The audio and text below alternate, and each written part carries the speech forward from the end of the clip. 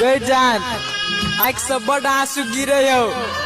हमरा से एक छोटी बात कहे न, तोहरा बात सुनेला ये दिल बड़ तड़पे हो।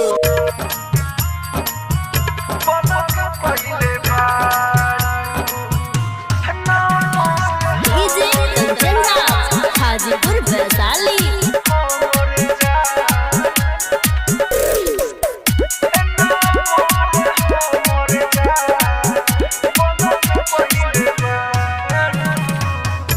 झूठो के हमारा ऊपर सबके पहिले बारू, झूठो के हमारा ऊपर सबके पहिले बारू।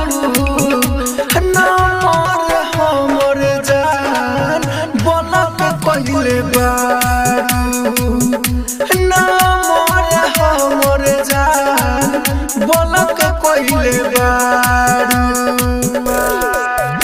झूठो के हमारा ऊपर सबके पहिले बारू, ना मोर हमर जान बोला के पहिले बारू, ना मोर हमर जान बोला के पहिले बारू। डीजे कंचन राज हाजीपुर वैशाली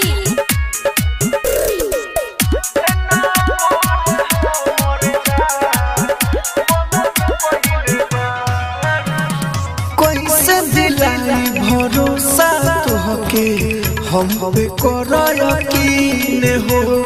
तोहरा से बात कइले बिना ना रही एको दिन हो। कैसे दिलाई भरोसा तोहके हम पे करो यकीन हो।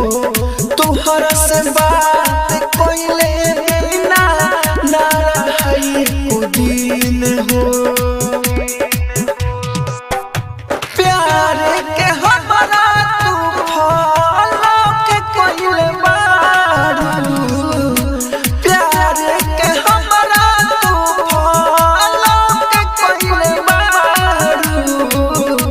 ना मोर हमर जान बोला के कइले बारू, ना मोर हमर जान बोला के कइले बारू।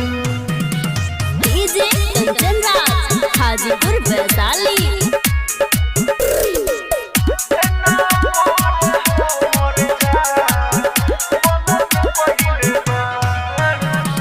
राजा जानी तोहरा से जानी प्यार खाली करेला।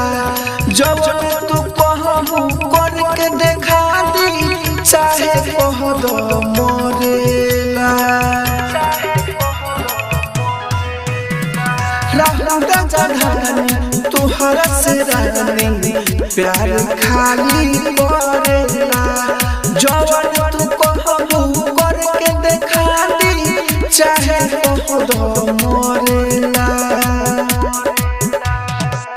मुन्ना दीवाना के तू हक कइले बारू, राइटर मनोज भाई के हक कइले बारू।